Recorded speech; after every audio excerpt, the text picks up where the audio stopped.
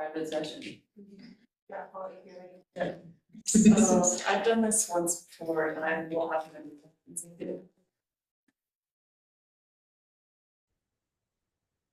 Here. Oh, good. Hey, Nicole. Hi. Hey, should we do this? Let's do it. Yeah. All right, everybody. We are here for the November coffee conversation. We are going to do our RPPR guidance. And we have some special guest presenters with us today, so it's going to be very exciting. So I'm going to kick us off here, and I'll just talk over, kind of introduce what an RPPR is, and then a little bit of how to navigate ERA Commons. And then we'll go through the key sections of the RPPR. And then Erin and Rebecca will talk about the assist section. We'll discuss roles and responsibilities, and then timeline and process, and then with some resources. And we do just want to start by noting that we understand every team kind of has their own process and maybe does this a little bit differently. So this is meant to be general guidance and tips for getting the work done. But if anyone has any specific tips or tricks that they want to share, feel free to jump in, because we know that everyone does have their own expertise in this process.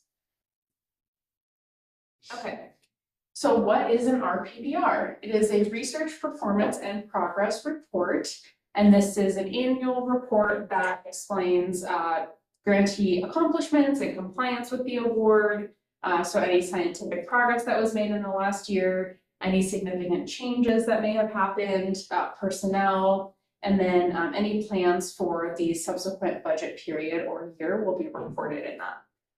And NIH requires that the RPPR module is completed in ERA Commons, and so we will show some screenshots and a couple short videos of how to navigate that platform.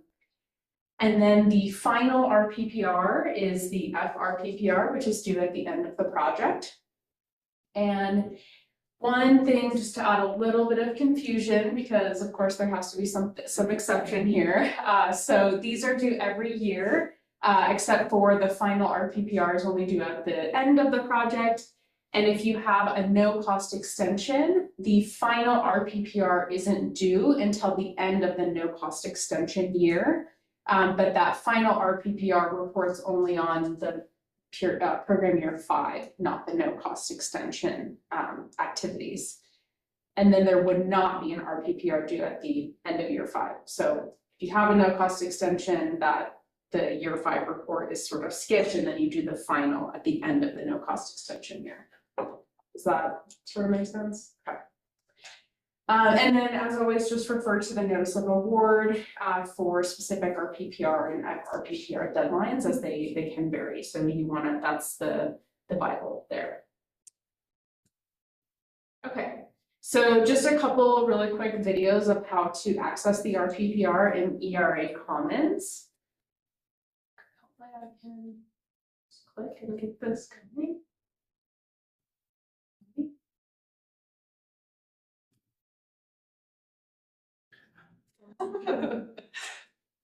If you click into There you go. Okay. Yeah. So when you log in, yeah, you click, oh, this is the final. I'm sorry, guys. There we go. Okay, so this is how to initiate the RPPR. So you click on the little 9 squares, you press RPPR, and then you go to the award, and you press initiate. Pretty straightforward. For the final RPPR, this is a little different. So here's just a quick demo of that. So you click status. And then if you're a delegate, you would click on the PI name, otherwise you would just click on your name, and then you'll go to the list of awards and click that. And then you click on the specific award, click that little caret down. And then on the next slide, if there was a final RPPR, you would see this requires closeout that would pop up. And then you click on that, and that's where the final RPPR module and documents will appear. Okay, and then just some other quick navigation tips, how to edit and view the RPPR. So once you're within the RPPR, These little 3 dots are maybe kind of easy to miss, so click on the 3 dots and this will open a menu of options for you. So this is where you actually edit the information for the RPPR as you're completing the section.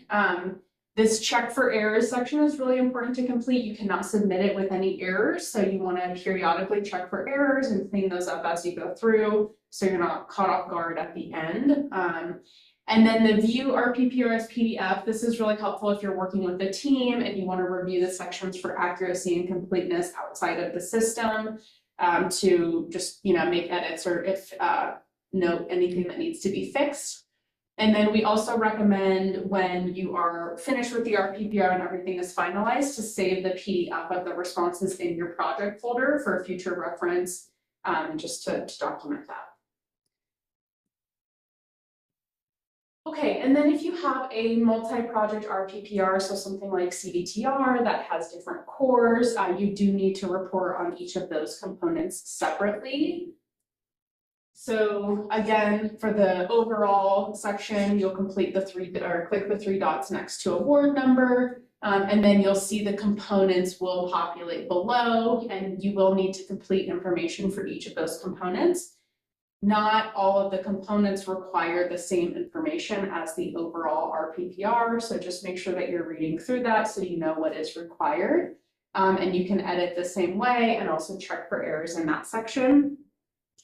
And one last thing to note is for the overall project budget, that you won't have that complete view of the budget until you complete all the sections, all the components for that project, so that all those component budget information wraps up into the overall section once the components are completed.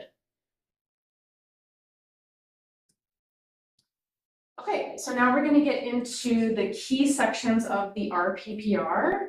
So these are all of the sections that exist in the RPPR. We are going to discuss the orange sections today. And quickly before we go through, you will see these little icons located on the corresponding slides for who's responsible for each of those sections. So this does not mean that the fiscal team is only responsible for a section if you see the little cash register. It just means that we are available for support and maybe we'll take the lead on that section. But we all kind of have to work collaboratively to get things done. And then when you see the little scientist icon, that means that the PI is the main person responsible for getting the documentation or completing these sections. So we'll talk more about that division of labor at the end, but just so you have an awareness as we go through, you have that visual cue of who will take the lead in each section. Okay, so once we get into start completing the sections, here is what the menu looks like, and you'll see the different sections that we're going to talk about are on that top row. And that is my cue to pass it off to our first special guest presenter, Sarah Monty. So happy to be here. Okay, so each of the sections are labeled with a letter. So this is the B section, and so it's where you're going to describe your accomplishments. And so this is where you're really going to talk, like this is your narrative opportunity to explain the work that you've done in the last year to meet your goals. So the first section is the B1 section, and so this is your major goals. One thing to note is that these are the goals that you'll put in your first RPPR, and they should align with your specific aims from your proposal. So you do that the first year that you're doing your RPPR, and then after that, you should not change them unless you've actually had approval from your program officer to make any changes to those goals. So just something to note, it gives you the option to make changes, but if you do, that's going to flag something to the reviewers. And so your major goals copy over year, so you don't have to input those after that first year. The B2 section is where you're going to report the majority of your accomplishments. So this is really a narrative section.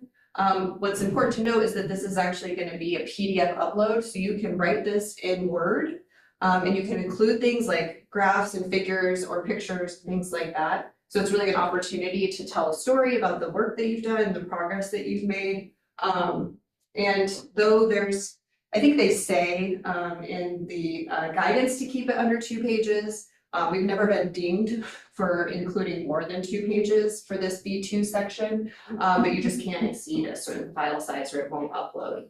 So just to highlight again, the B2 section is a PDF upload. So if you're working with somebody else who's uploading the actual documents into ERA Commons, just make sure that you have formatted it in such a way. The rest of the B section is going to be a little bit unusual because each section is different. So the revision supplement section, this is a yes, no option, and then there's a form field. So that means that you're going to copy and paste something in there. You're not going to upload a document. This field, I think it's only been used from my experience for the CDTR. We have pilot awardees, and sometimes we do kind of a no cost extension for them, and so we'll include something in there noting that that is a revision from the last year. B4 is where you're going to describe opportunities for training and professional development. This is also a PDF upload, so again, it's just like you got to just be on your toes about how you draft these things. So you can either upload a document describing the opportunities that you've created for training and professional development, or you can choose nothing to report. Results disseminated to communities of interest. This is also an opportunity. You can say nothing to report, or you can describe how you disseminated the results to your communities. But in this case, you will also fill out, you'll just copy and paste into the form field to do that. And then plans to accomplish goals for the next reporting period. That's also a form field, and it's one that you are required to complete. There's nothing to report, so just have that on your radar as something that you need to draft something for. Okay, then moving on to the next section is products. I think for most people, the primary thing is that this is where you're going to report publications from the previous year that report on research that was funded through NIH. It's it'll populate from your My Bibliography, whoever's My Bibliography. Sorry, let me start over. The PI is My Bibliography. So for those of you that are PIs, I guess it's just Nicole and Nancy at this point. The way that you ensure that the publications that are populating in ERA Commons align with your My Bibliography is you have to just be on top of your My Bibliography and make sure you're inputting those publications as they come and that you're associating that publication with the award number. And so if you do that, then it should populate in ERA Commons, but I will say that we've had issues with this. Like every year I've done an RPPR and I've reached out to the help desk and they're like, yeah, we know it doesn't work all the time. So just be aware of that. One of the things that we've done through the CDTR is we'll actually add a page to our B2 accomplishments where we know all the publications from that reporting period and just say, you know, it didn't populate in the ERA Commons, but here are all the publications from that reporting period. And here are the status of whether they're in compliance or not. Okay, so that's that one.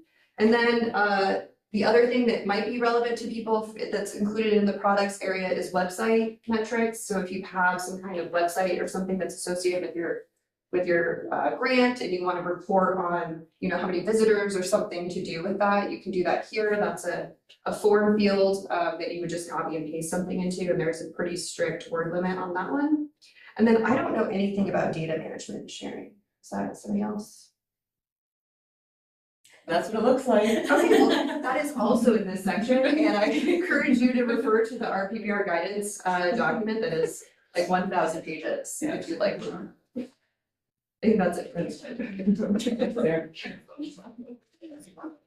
Okay, so the next section is about participants, and you need to report on every participant that has worked more than 1 calendar month, which is equal to 8.3% FTE, or all program directors and PIs. So even if the program director or PI worked less than 1 calendar month, you still have to report.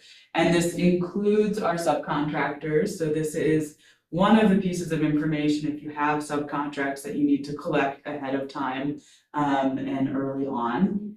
And you need Commons IDs for every key personnel, postdoc, and grad student for subcontracts as well. And we do recommend, because postdocs and grad students move around a lot and leave, that it's good if you have someone working on a project to get their Commons ID at the beginning of the project and not when it's time to report it on the RPPR. So what you're gonna do is you're gonna have the information, the Commons ID, and then the calendar months that they worked on the project. And if you have that multi project, you do have to say each, like how much they worked on each core. This is something that CAIANH Fiscal helps with a lot. And we use Smartsheet funding distributions and MFIN to get to that answer. However, just for fun, we're gonna do a little math activity. So we have the first page, we're just gonna like practice figuring out how many calendar months people work on projects. So yeah, so just like you talk to your partner, it should take a minute and then we'll go through it together, but just to get a sense. For folks online, just hold tight for a minute and we'll go over it. They're pretty much just looking at a funding distribution and adding up the calendar months.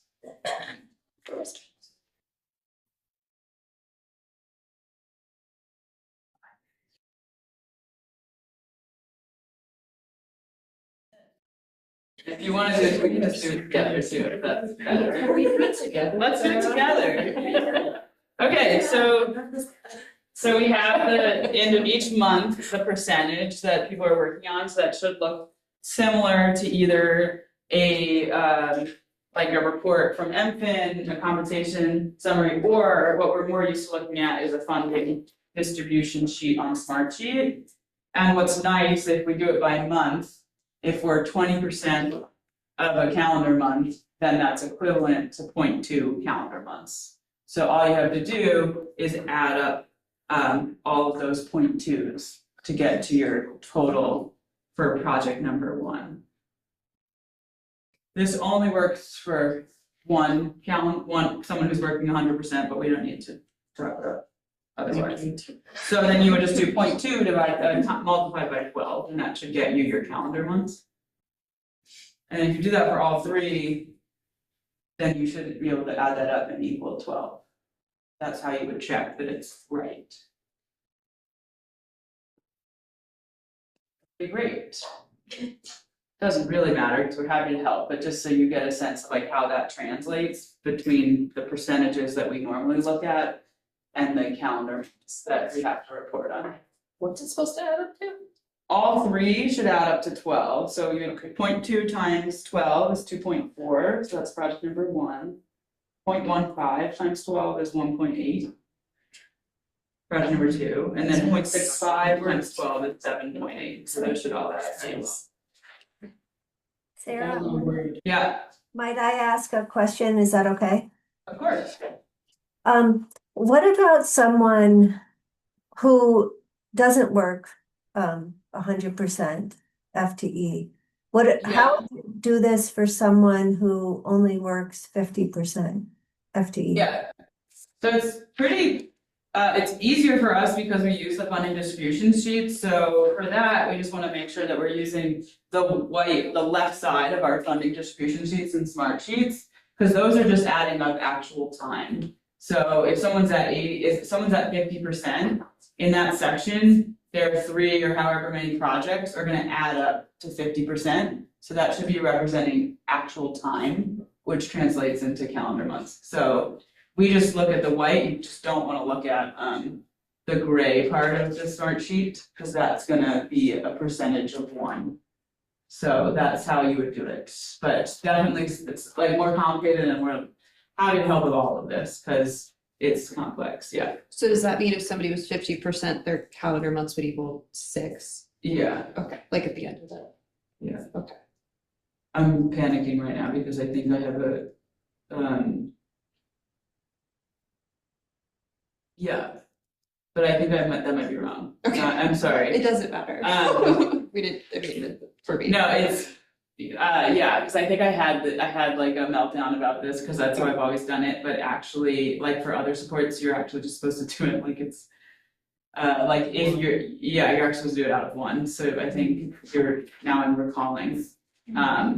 So yeah, but I'll follow up, yeah. Because that's the way that I would do it logically, but I think that that you're supposed to just like pretend that there were. Is Miss Frizzle the Badger school bus? Yeah. Yes. Gosh, I just backtracked on I'm gonna say what I said to Nancy is right, and then I'll follow up if that's not true. Sorry. Great, okay, so this is participants, and then the other section in participants is our ability to share any future changes for the upcoming year about leadership in these different categories. This is a great chance to get prior approval for changes, because as we all know, it's really hard to get prior approval in the middle of the year. So if you can foresee a personnel change for both us or subcontractors, make sure to include that. Because if the RPPR gets approved, that's the same as getting that prior approval, and then we can move forward with our new plan for leadership. Just to note here that if you do have new key personnel, you also need to get a new bio sketch. So make sure if you're working either internally or with subcontractors that that's one of those things that you're collecting in advance. And then a specific section here is about the other support. So for folks who don't know, the other support is a very frustrating document that shows the PIs or like support that they're working on various projects. So it lists each of their projects, their percentage or their calendar months on that project, and just a few details about it. Its main purpose is to ensure that folks who are on multiple projects are not committing more than one FTE, so that they're not working over 100, saying that they're working over 100% and being overfunded. So we need to just make sure that those are accurate. It is very hard for another support not to change from one year to the next because of the specific details on them. So we always select yes on this question that says, have they changed? And this is just for senior and key personnel. So you'll always select yes, and then you, the way we collect them, for internally, we'll usually have one person collect all the Word documents and we'll review it, make sure they're accurate, and then we'll send them out through usually DocuSign to get them signed. For external, like for subcontractors, I usually collect them signed. The caveat here is that these electronic signatures need to be like official electronic signatures either through Adobe or DocuSign. They cannot be signed by paper and scanned in, and they also cannot be like typed in like cursive. Both of those things will get turned back. So when you're reviewing subcontractors, you need to make sure that they're doing that. And so sometimes it takes a bit of back and forth. The other like annoying techie thing here is that the PDFs have to be flattened. So it's one of those silly things that you're doing like in the last minute. So just make sure that you compress all the other supports into one document and then flatten the PDF before you upload it. And then a good way to check is that the numbers on the other support should match, is what I caught myself with your question, sir.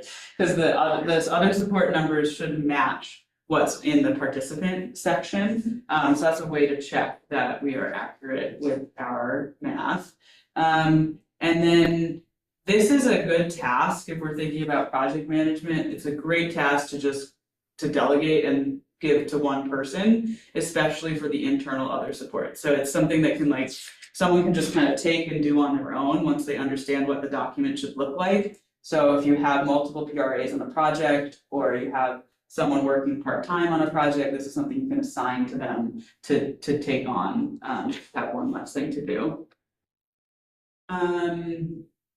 Next section is the special reporting requirements, and the first part of this is going to be where the projects are held. Often from year to year, for some reason, it puts duplicates in. So the first thing you'll want to do is just clean that up so we only have one per site. And it also does need to include subcontractors, so you'll need to add that in if you have subcontracts.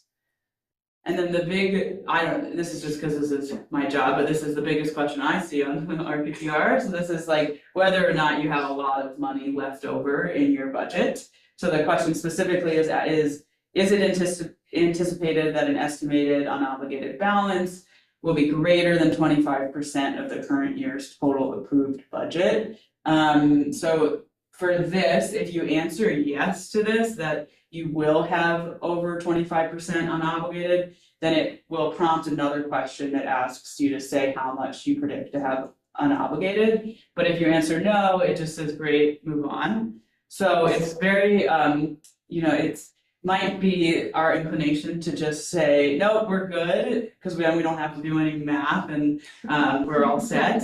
But it's really important to not do that and to, no matter what, calculate this percentage to make sure that we're answering the question honestly. And this again is something that CAIANH Fiscal can help a lot with.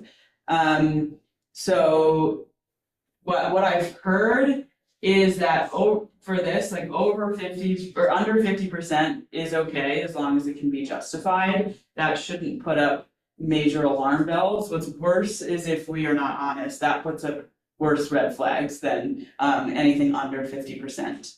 So then just to go specifically into this calculation, because I find it not very intuitive for, especially when you have automatic carry forward, and it also just like doesn't match up with the numbers that we see in our systems, like in CU data. So the numerator, that top number, is looking at what we're projecting to be the unobligated balance. So we do these reports sometimes 3 months before the end of the project year, which means we have to project out the next 3 months to predict how much we're going to be spending. And you can do that with Smartsheet or with CU data. So we want to figure out that projection and calculate how much we think we're going to have unobligated by the end of the budget year. So numerator. Denominator is what I find a little tricky, is that it's going to be last year's carry forward. So whatever we reported as was remaining from the previous budget year is that carry forward, even if it's automatic, which is like drives me crazy, but that's that number. And then you're adding this year's current year budget, so only this year. So if you got $500,000 this year, I already said it, but yeah, you'll add that to last year's carry forward. The way we find last year's carry forward is usually by looking at the FFR. That's going to be your most accurate number. Otherwise you can look at CU data for that number. So we have another math problem. So you're going to flip over your sheets and just kind of fill in those numbers, just get a sense of how this equation works. And it's really different. So when I started, I thought if it has automatic carry forward that we would just do the full amount. And that's obviously it's gonna really affect that percentage. Yeah, it's couldn't use full numbers. Sorry, it's a CDTR. I was just trying to be real. It's a very good point. I didn't need to do that. No, it's good. It's like testing my brain. And then while you guys are doing that, the other thing to note is that this is like RPPRs generally you can kind of do ahead of time, but just to note, the further you do it ahead of time, the more you have to project. Should I say the answer? 22.6%. Great. Okay, so then this is the budget, is the next section in the RPPR, only required, and so you're doing the budget for the next year. And this is only required for non-SNAP awards, so it won't show up for SNAP awards. This needs to match the exact amount that's in the original NOA for that specific project year. It should not include what you're predicting to have as carry forward. So just the amount that they said they would award you for the future year. Another opportunity here in an RPPR to get that prior approval. So if you put in sensitive expenses that you might not have realized you needed on this project in this budget, as long as they're still following cost principles and university policies, you are then able to buy those sensitive expenses in the year. So another way to get that prior approval. For this, it needs to include just as much detail for subcontract budgets and budget justifications. So add that to the list of things to collect from them. And for multi-project RPPRs, McKenna already mentioned that, so it's gonna do the summary budget. Great, assist. Hey. Yeah. All right, let's talk very briefly about assist. We are not going to go into a lot of detail here about how to fill in the data. We're just going to mention that this is a part of an RPPR. It is assist is a standalone software, and so it makes it a little bit confusing because you have to click out of the ERA Commons module to get into assist. It stands for Application Submission System and Interface for Submission Tracking, which is why they call it assist. And all of you who have submitted a proposal have seen that for your application submissions. So the important thing to know is that it interfaces with ERA Commons. So you can click out of the RPPR module or from ERA Commons into updating your human subjects. That's why we use assist for the RPPR. For the purposes of the RPPR, it is to update your human subjects information. And it's going to be updated on an automated version of the PHS human subjects form, which I'm sure all of you have seen. We will look at a screenshot of it here shortly. If you use human subjects data at all for your project, whether it's primary data collection or secondary data analysis, you're likely going to need to update in Assist. And what information you're required to enter into Assist is just determined by the type of project you have. So there's setup questions at the very beginning of your PHS form that help determine what you are required to submit. This is how you access Assist. From ERA Commons. When you're looking at your project there, you can click on the RPPR, which is great. You can also click on human subjects and that will interface with your RPPR. This is a screenshot of when you get into Assist. So when you click on that button and you're logged in, you've got tabs at the top and you're going to click on your post submission tab so that you can update a project that you have in there. It'll look slightly different from this because this is still in application mode, but once you're approved and you enter a project in, you can start entering data in, but the way you do that is to make sure that at the bottom you can see it in orange, it says work in progress. That's essential for you to be able to make edits to your projects. You need to change the submission status to work in progress. And Becca and I have a video of how to set up a project if you didn't set it up when you did your application for your proposal. Or you need to add a project, we have a video of how to do that. It's fairly straightforward, but we can show you how to do that. But assuming your project is already in there, when you click into that human subjects form, you're going to see this PHS human subject record. This should look fairly familiar. This is just the very top of the form. It's a lengthy form. Like I said, depending on what you're required to fill out based on what your project is, you'll have a bunch of different information or maybe very little. It's form-based, but it's also got places for PDF uploads in some spots. So just to be aware of that. To start on this, you're going to need to click the edit button at the top there, right under that orange. That's something surprisingly, that button is very small and people can miss it. I'm definitely speaking from experience there. How do I make changes in here? You got to click that edit button and then it'll let you edit it.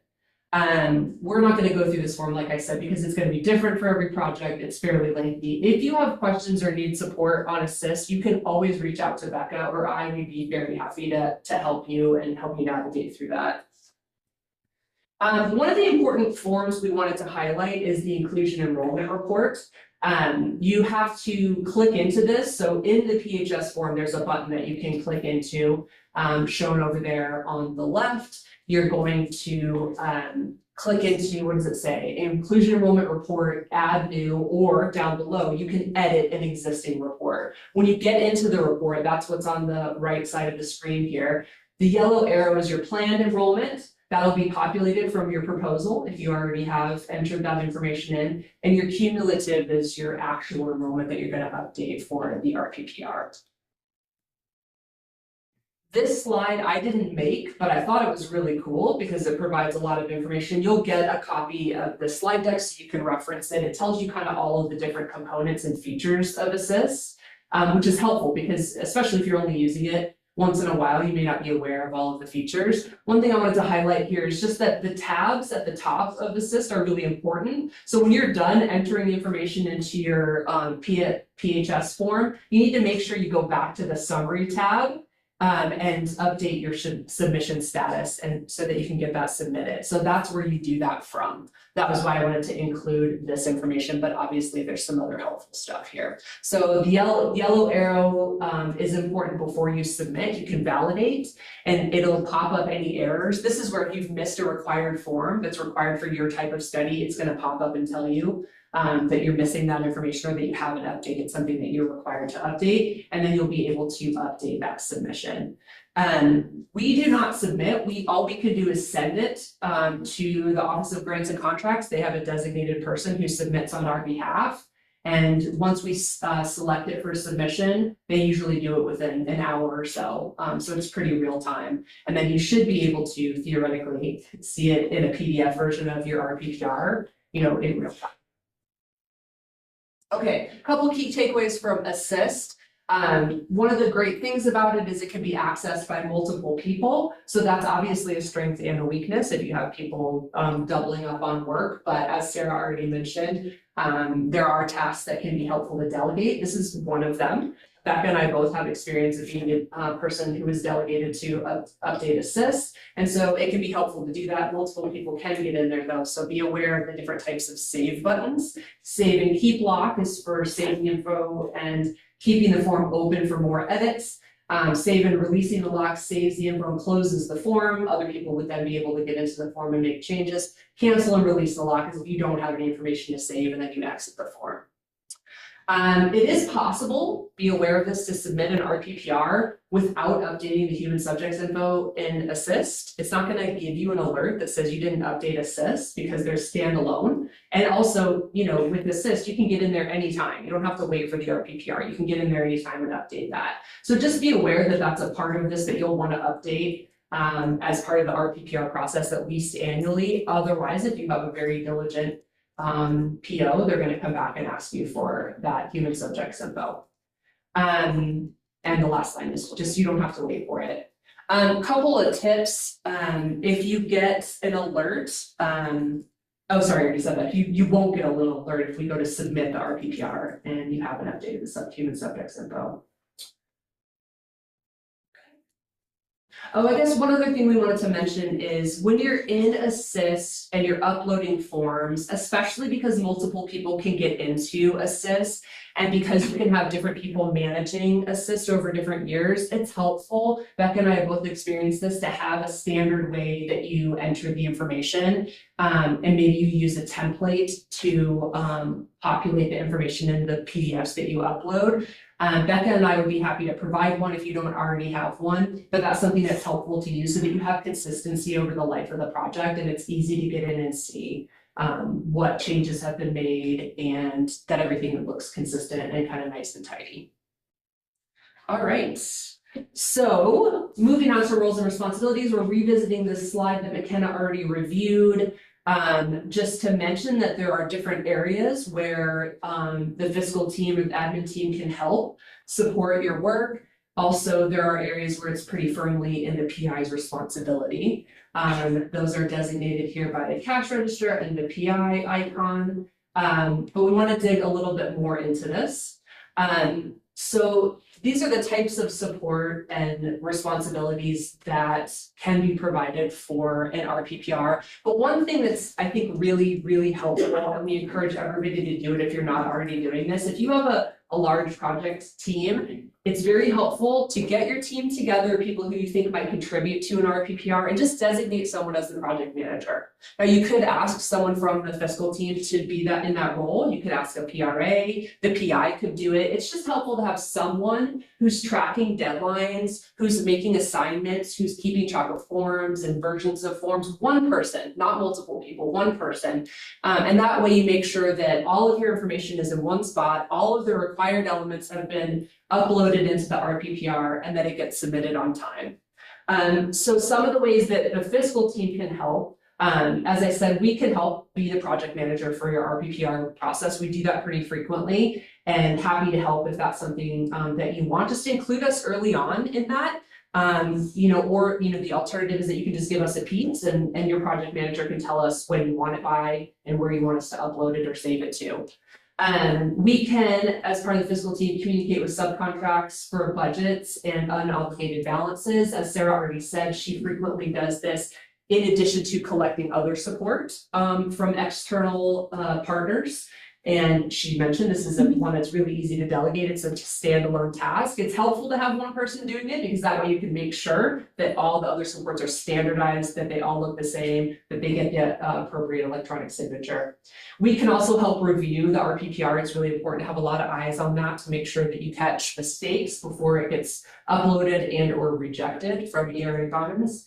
And we can be delegates through ERA Commons to actually go in and fill out the form, upload documents, and support the submission process. We cannot submit, but we can help in the sections in the pre-time.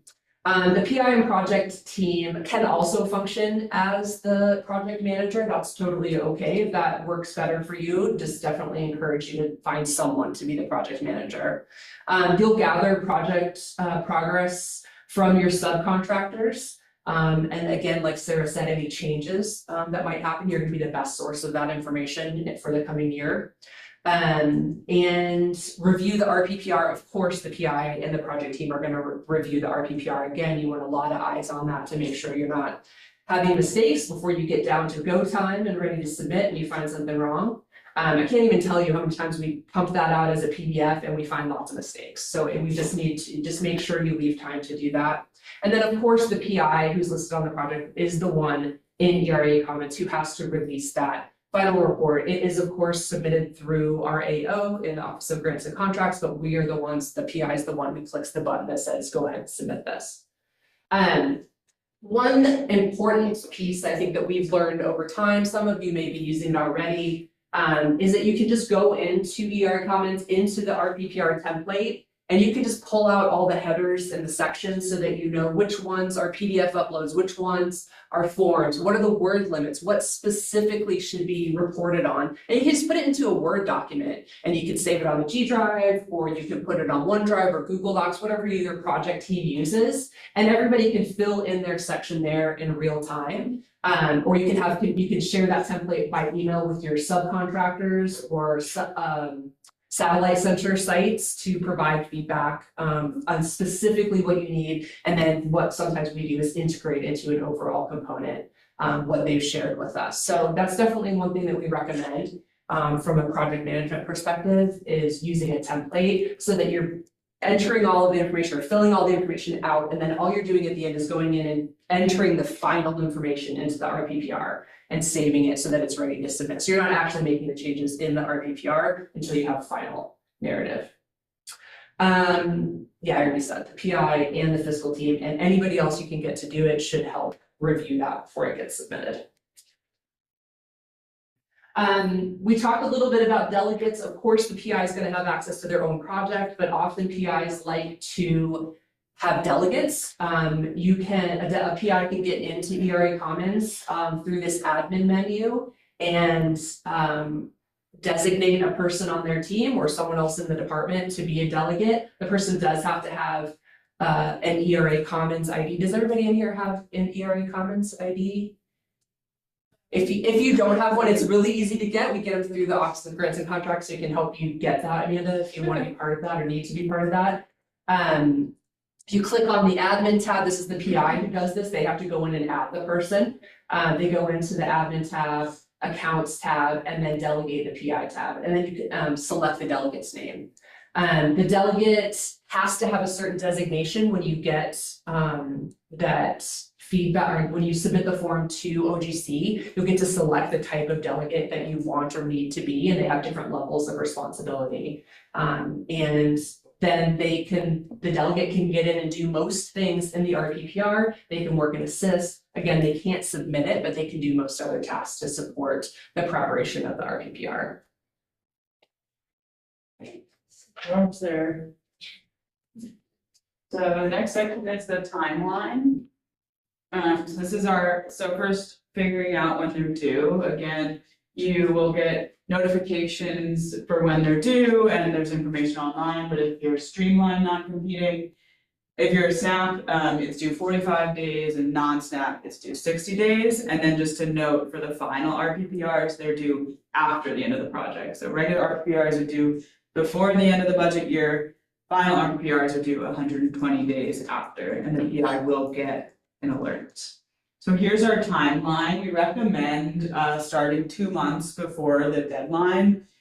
You can start earlier if you have a lot of priorities at once. You can start earlier than 2 months. You just need to balance getting stuff done to report on. So if you start too early, you won't be able to report on anything that you've done. And you also, like I said, will need to project out a lot further when you're looking at the budget and the unobligated. So just try to find the sweet spot there. So 2 months ahead is what we do recommend, and that would be when you would meet as a team, like Erin said, and start to divide and schedule out the tasks. And that would also be when you would assign and figure out the timing for reaching out to the subcontracts. So I just want to make that, really like on the schedule, because you don't want to be emailing them multiple times. It's best to have at most one email for project stuff and one email for fiscal stuff. So just getting ahead of that to make sure that they have just as much time as we do to prepare what they need. And then in the next month and a half, you'll do what Erin was saying, where you're working offline to collect all of the information and, do that however you've decided to delegate. And then that's also when you would work on those assist tasks. And then 10 business days before, at least, is when you want to finalize all of that information and then upload it into ERA Commons. That's how we've found it to work best, is just to kind of wait to get all of that information in. But do note that it's a finicky system, like a lot of these systems, so leave yourself some time to go through all of those errors and to make sure that you're fixing those errors that the system has. And as you go through, do that check for errors that McKenna showed you multiple times so that you're not at the deadline having to fix those. And the official due date to OGC is 5 business days prior to the due date. So make sure you're counting back 5 business days and having the PI click that submit button 5 days before. We have to put it, make sure that it's sent to Jessica Oswald, who's our AO that's assigned to us. And any other reviewing should happen between that 10 and 5 business days. She'll respond to us if there's any issues. There usually aren't, because they're really just checking to make sure there aren't any errors, and we've already done that. So they'll respond if there's any errors, and if not, they will submit and they will let us know when it's submitted. Usually that happens pretty quickly, even faster than that 5 days. So I just put clocks here because those are the things that either take the most time or take a surprisingly a lot of time. So just make sure to note that. And I know Sarah mentioned one of these, but so Sarah mentioned the packet from NIH, which is linked here. It's a very lengthy PDF that takes you through each step of the RPPR. Even if you've submitted one before, I have that up on your other screen while you're working on this. And then the OGC link there is just going to show you when there's deadlines, just kind of everything we've gone through, exactly how to route, when to route, and those guidelines. And then just to I think we probably said all of these things by now, but these are just our key takeaways, tips and tricks. Start early and even make a plan to be collecting this data that you need to report on at the beginning of the year. So I know that the projects aren't about the RPPR, but if you're collecting everything ahead of time and as you go, especially when you have large project teams with lots of components, it makes it very easy to be able to report on it. And if you notice that there's a component that has a good metric, then keep track of that and realize that that's something that's important to report on in the RPPR. Make sure to make a plan and delegate, like Erin mentioned. And make sure you're communicating with your subcontracts clearly and early. And the RPPR is, I find, the best way to get prior approval for expenses and for personnel changes, like I mentioned. So just keep that in mind when you're submitting it, that's how, like, it's very hard to get responses from NIH during the year, so best to include that in your RPPR. The tech can be frustrating, so just like leave yourself time and pour yourself some patience, I don't know. And then, yeah, we've said this multiple times, so the PI's gotta be the one to click that button. So I know we have left no time for questions, but does anybody have any questions? Yes. Is there gonna be a new common form for other support? We haven't heard any new. But it's like in the Okay. works. Yeah, Okay. Okay. I bet it's not their top of their Yeah. priorities right I just feel now. like it would be so nice because the other forms the other support forms always look insane. Yeah. So But they're you, different from everybody. Yeah, from different like Yeah. universities and stuff. Yeah, and it would be nice for it to be required because they can use them, but we can't require them to use. Because I know like Jared uses the NSF template, which is like to put his. Yeah. Okay, one other question. The ERA Commons thing, you already mentioned that you can request one through the university. Is that, if you have like a subcontract, somebody who's not affiliated with the university, can you request ERA Commons For them. for them? I think you could. I think there is an affiliate. Okay. Yeah, I do think there is one, 'Cause that would like be- a designation. Mhm. Yeah. But you know what you might have to do, Sarah, is you might have to set them up as a POI with the university. Okay. I don't know the answer, like, I think you would though, just based on how they run other programs, but that's easily done. And we also have a list on our SharePoint of our common collaborators and their ERA Commons IDs. Okay. Wow, we covered it all. It's easy. Okay, so our next coffee and conversation is Wednesday, January 21st, so we're off for the holidays. And that's gonna be about funding distributions, and then if you are inclined to, if you wanna, give us any feedback as we prepare for our Smartsheet transition, there is the link and the QR code. Great. I was just gonna say that, I thought this was really helpful, and really clear. And, thank you for doing it. I look forward to getting the slides, and will you also share a recording? Yep, yeah, so I can send out an email with the recording, it'll be linked on our YouTube, and we'll send out the slides, and then I will officially answer the question about people under one FTE. Yeah, thank you. That's not a big deal. Yeah. But thank you very much. It was fabulous. It was really helpful. Thank you.